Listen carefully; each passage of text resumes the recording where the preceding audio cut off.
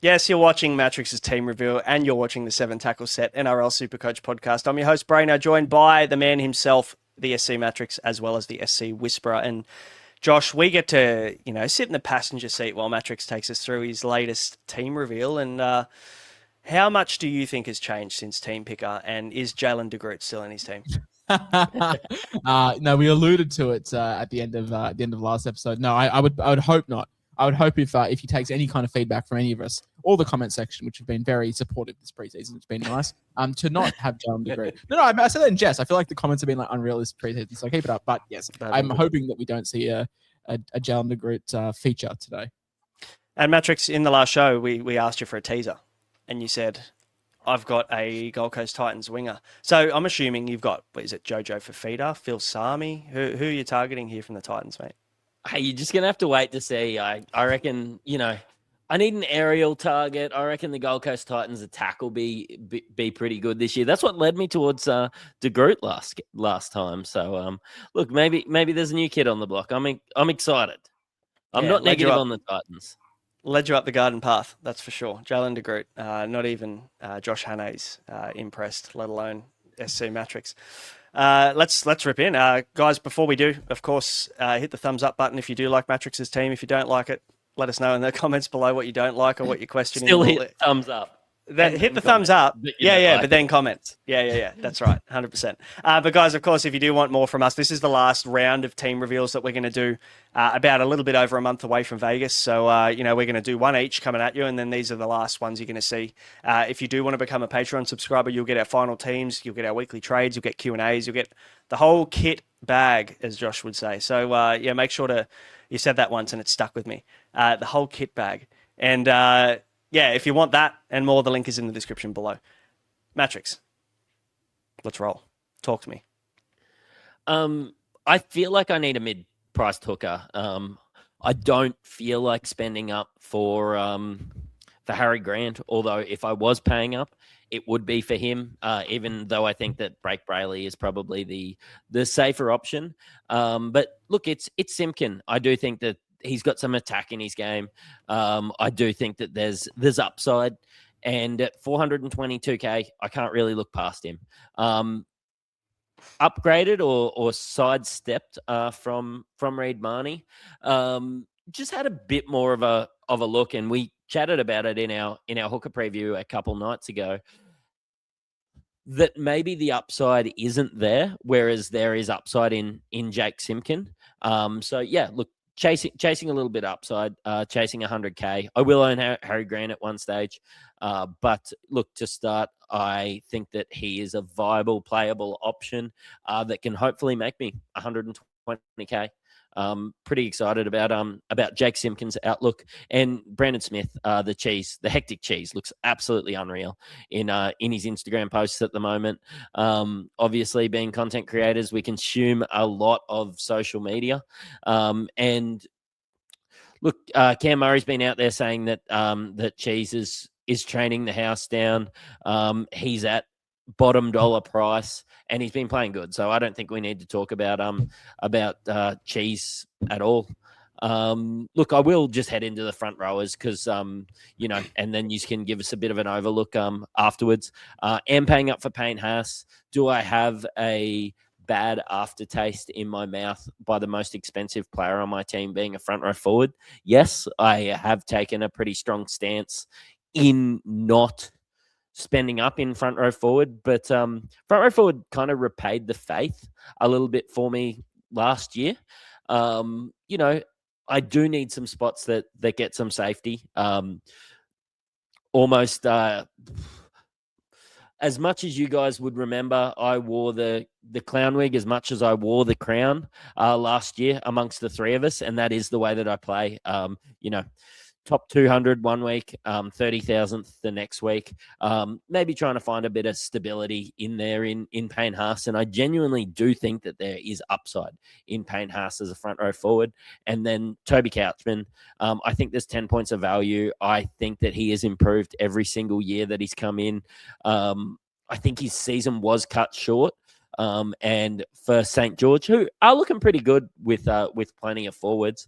Josh said on another podcast, as long as they pick a couple of small guys on their bench, Toby Couchman will probably have to play close to 70 minutes. So I'm pretty excited about those 4 guys. What do you reckon there, Josh? Yeah, Simkin, I think in the Hooker podcast 2 days ago, we sort of spoke about him being next cab off the rank if you're not going Harry Grant in terms of like dollar per point. Cheese, obviously, picks himself if he's starting. Haas, he's okay. He's handy. Interesting makeup with Couchman, Colhoun, and Paseka. Like no bottom dollar cheapie, no Royce Hunt, no Bunty Afoa, no Cody Hopwood.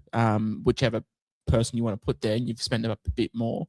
I do wonder if it's money better spent elsewhere. If we drop Paseka to a Hopwood, that's 100K in the bank to fix up somewhere else. We'll have a look at the backs later, but that's maybe something that's sticking out at me. But yeah, you got some safety there. I think if you're picking 2 playable front row forwards on the bench, you probably want to put the tag, like some reserve tags on them. And I see you've got Lasati. I would imagine you've got a fullback and then probably a centre. But they're good names, definitely. There's nothing wrong there. Just can we split the funds elsewhere, Braino? That's the question. Yeah, that's pretty much the only standout. I like all the picks, all the players you've chosen. There's no questions as to whether they're good picks. You know, the one guy maybe that's starting to creep up. If you're going to spend that kind of coin, can you go Couchman down to Hopgood and find another 2RF? That's maybe one shuffle that I would potentially make. But aside from that, can't critique it. What's changed since the team picker then from what we've gone through so far? Well, really, Jesse's kind of stayed there. But he has dropped out of my team and come back with news that McInnes, looking like May. 10 weeks of Jesse Colhoun is enough for me. Hoping that he can make some money in there on the bench. He is a guy that I'd be confident in playing, maybe after just watching for a week, and the same with Taniela Paseka. Look, I mean, like I go and switch Couchman and Hopgood, which you see in second row forward, and that's not really gonna stress me too much. But I did wonder about, I do look at this pack at Newcastle, and again, we talked about it on the Hooker podcast. If like Phoenix Crossland comes through the middle, there's so many forwards with Frizzell and with Mooney and with McEwen that I just don't want a bar of him. If these guys can generate some cash from front row forward, and I'm not trading front row forward normally like I would be trading front row forward, because I am changing my mind around front row forward. I'm trying to think of it as a spot that we can generate some cash, and there will be some safety in some of these guys. So yeah, it's probably more my mentality around front row forward has changed, and I had Reid Mahoney instead of Simkin there. So I think when we move into 2RF, the question Josh made about how can we use the front row forward cash a little bit better will start to maybe become more of a conversation, because you've gone quite cheap. So talk to us about your 2RF. Yeah, and like sub Hopgood and sub Couchman down, like, you look at me spending nearly 600K on a second row forward if you move Couchman down. But, Hopgood, I think, can be that north of 600K guy. We saw his stats at front row forward, and they were considerably better. He was priced poorly because, just didn't score well when he played elsewhere. But look, front row forward, Hopgood, or Propgood, as he's known in the community, is somebody that I'm high on. So he's one that, has kind of added there. Again, probably faith in front row forward again, sitting there and not chasing the upside in 2RF, chasing the upside elsewhere. David Fifita picks himself. If I get it wrong, I get it wrong with the rest of the SuperCoach community. I have jumped back and forth between McEwen and Mooney. Just needed a little bit of cash when I went from Mahoney to Simkin. To go Mooney to McEwen, I'd be fine with either, and we'll start with one of them. Big raps on Paxton. Hopefully getting a start in 2RF for the Titans. Lasati coming off Hughes' hip, replacing Eli Katoa. I think that he's must have. Not that anyone's must have at 260K, but at least if he's playing in that spot, he'll be owned by me and by kind of a bottom dollar kind of guy that might marinate a little bit on my bench. But you've got 6 guys at front row forward. If I'm going to have someone marinate anywhere, it's probably at 2RF. How do you like the 2RFs, Braino? Yeah, I think, there's a lot of, pretty solid picks here. I think you're going to also see, like Fifita, McEwen, Stewart, Lasardi, Paxton, like all of these guys who can get so much value at 2RF this year that, I put a post up earlier saying, like, we've got some 2RF forgotten guns now floating around that are all sub 10% owned. You got Jacob Preston, who's like 7% owned. You've got Bo Firma, and you talked about the stats, Josh, at 2% owned without Kieran Foran. You've got, there's a ton of options at 2RF now. Angus Crichton I spoke about on the My Guys show. Like, so many guys there, and, that could put their hand up, but a lot of people are going cheap at 2RF, which you've done here. But yeah, it's that Paseka at front row forward 4 ?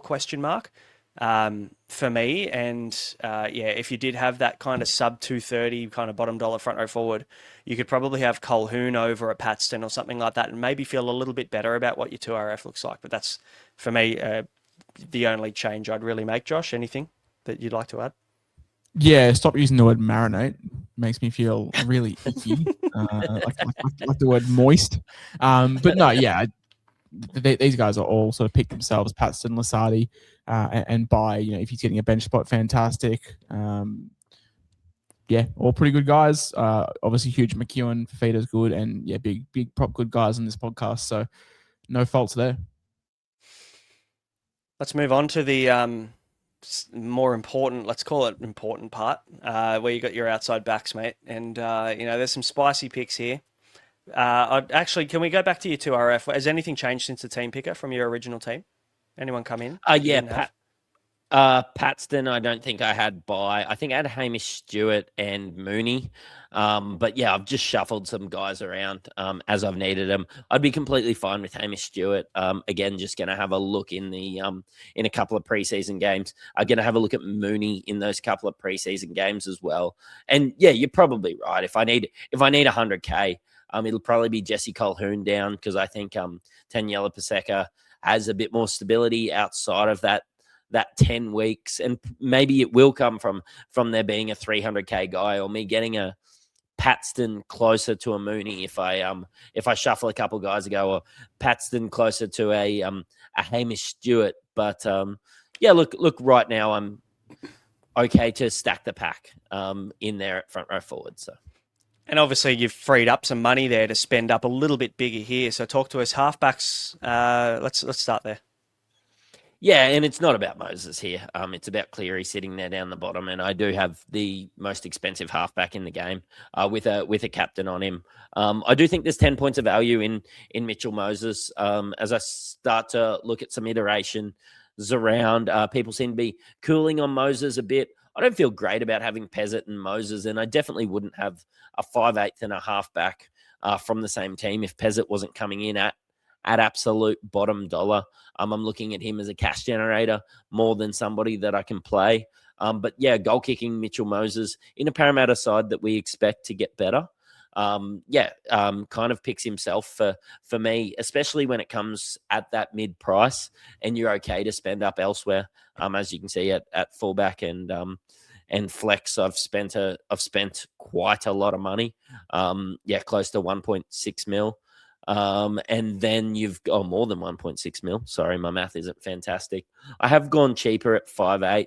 And that's probably from just hating the position a little bit this year. I feel like you have to, put your flag in the sand somewhere to fade a spot to load up in some other spots. And I don't see much upside at 5/8. Do I really like Cam Munster? Yeah, I started with him other years, and I was extremely happy with him. Let's just see how the makeup of the team goes without Pappy there, with hopefully Hughes being a lot more healthier this year. Look, I'll just start with Cody Walker. Hopefully generate some cash and trade him out before he gets injured. And yeah, Ethan Sanders picks himself. I don't think anybody's overlooking a goal kicking halfback when it comes to SuperCoach. Josh? I like the no reserve fullback reserve flex. Just the way that this team's been set up. I like having. No, it's cool. Like, yeah, I think we spoke about on the hooker podcast. Bailey Hayward, if you were punting hooker, but if you're punting 5'8", they're probably the two positions that you do it, and whether it's Hayward or Walker. So it looks like you're punting 5'8", which allows you to have Cleary, it allows you to have Drinky, allows you to have Karaz, all the big boys. You've got Halves as well. So yeah, sacrifices have to be made. Keen on Sanders over Atkinson, of course. We said that a couple of times. Jonah Pezzett picks himself. Karaz, we spoke about on the My Guys podcast. We probably all three of us agree that if he's not centering one, he's very close to Herbie in terms of average, which makes sense. And then, yeah, Cobbo, again, some My Guys players that we spoke about yesterday. So definitely go check that video out. But yeah, I guess probably falls into that other question, Braino, that we spoke about with front row forward, whether we go to not bottom dollar guys on the bench. Like, do you go a Stone Street over a Chester? That frees you up nearly 300k, and that allows you to maybe a Walker to a Munster, for example. So the question, and that's just a structure question, really. That's really what it comes down to. I think that's the point of the preseason that we're at. I think all three of us have picked our teams, and by teams we mean we've picked our core 17 names that we're now tinkering with the structure, whether we go cheaper here, cheaper there, cheaper elsewhere. Can we downgrade one midi to a cheapie, then upgrade a midi to a gun? That's the tinkering that we're doing now. Agreed. I'll let you talk about your center wing, but I think that with the three obvious genuine center wing cheapies in Chester, Farley, and Fayamini, Fayamani, I should say. It's tempting a lot of people into just going 4 guns at center wing and 3 genuine cheapies. But of course, when Karaz has the buy in round 2, you're going to have to rely on one of those cheapies on the bench to play. So that, you're in a situation with this team build at the moment where you don't have to worry about that. Stone Street comes straight in for Karaz, and you've still got 4 genuine playable options. So you're probably in a bit of a better spot maybe than Josh and I, depending on what his looks like, if we do have those 3 cheapies on the bench and just 4 gun center wings. So talk to us. You've talked about Cobbo in the previous episode. They're all pretty standard picks. Anything that you wanted to mention? No, not really. And yeah, I am just waiting to see, of course, if Setu or Farley get the spot. Look, Tom Chester's a talent, but I wouldn't be surprised. Again, gets a niggle, doesn't start. They start one of their other plethora of guys. I'm still hoping that Purdue comes into the centers too, which kind of, I suppose, wards me off Chester a little bit as well. But again, need some money. Go back down. I can get Moses up to Nico. If Moses gets a niggle during the preseason, I think Moses will be completely fine to play. If he was close to some of the prices of say a Nico or somebody, I'd be warding them off him. But at 500k, I'm pretty keen. Brian Toto kind of picks himself. Latrell Mitchell kind of picks himself. If I do start to get spicy, and I do tend to get trigger fingers as we get closer to the season, I see some stat on some random center or winger that gets some appeal. It probably will be a Latrell or a Toto that sort of starts to drop out. But I am concerned about maybe starting a rookie winger when Karaz goes down early on in the year, and not getting that, I suppose, cash generation.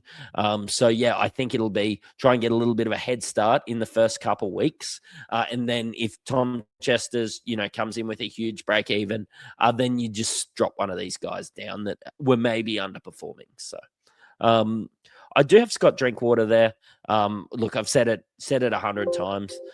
Great vice captain option, has that upside, and sort of gives me that safety if he does have one of those. I don't think he's got a 20 in his game anymore.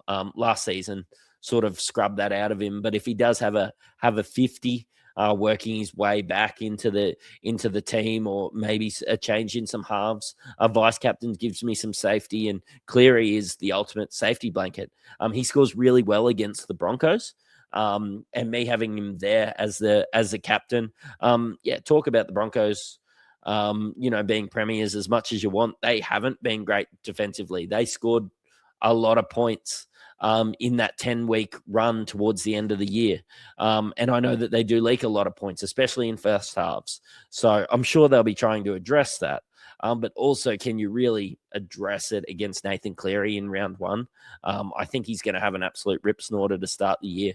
Keanu Keeney is my favorite of those mid-priced fullbacks. Not very high on Trey Fuller. Jury's still out on Fa'alongo a bit for me. Initially, he was one of my first picked, but it was just a fullback from Melbourne that I was excited to get.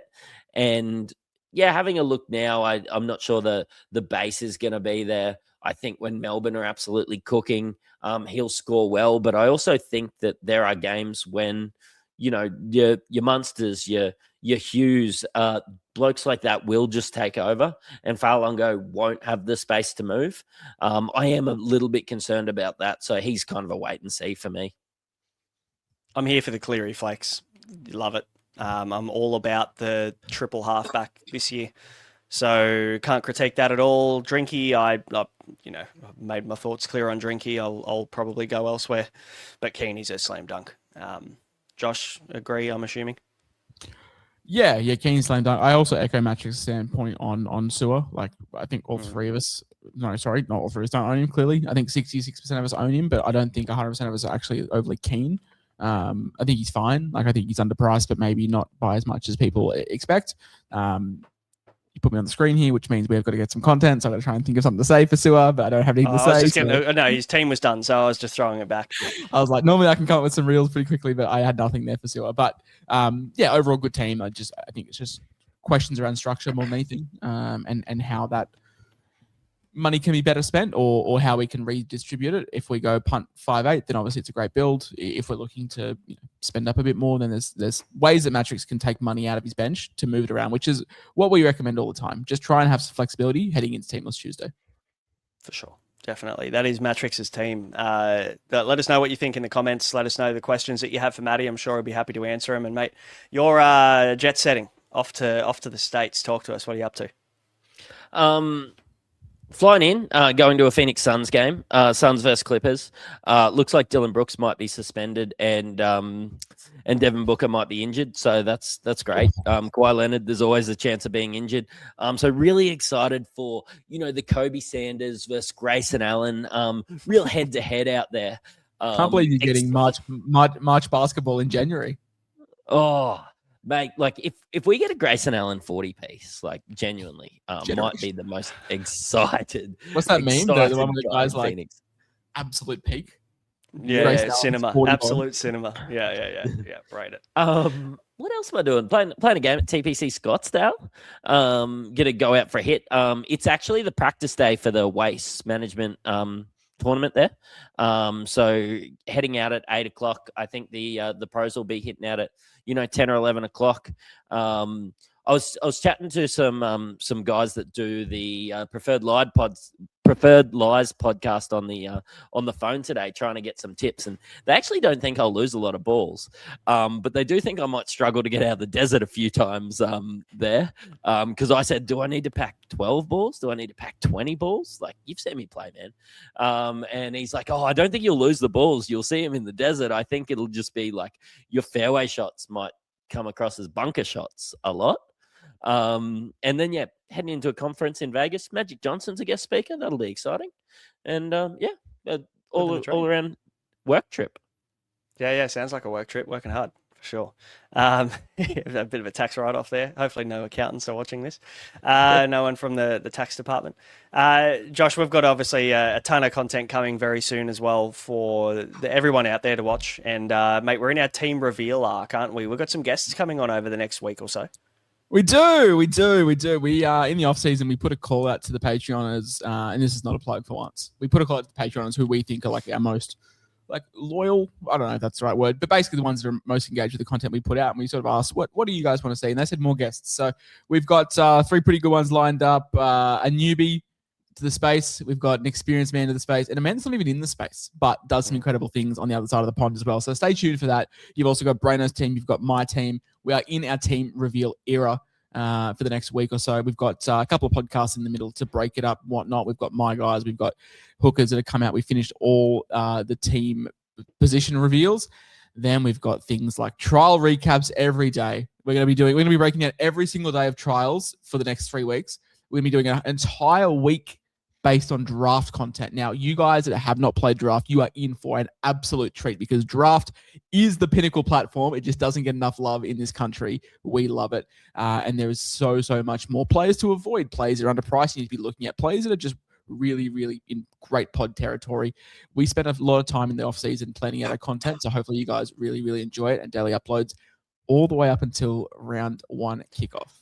And we haven't even mentioned what the Patreon subscribers are going to get either, which, is an additional show on top of everything that we've just mentioned. So that's going to be coming once a week. We're going to be doing an additional show, more of a raw kind of look at where we're at, where our head's at. You get that article from Josh. You're going to get 2 articles a week as well as a Patreon subscriber. So links in the description below to get involved in that. That'll do. That's enough from us. Matty, enjoy your trip.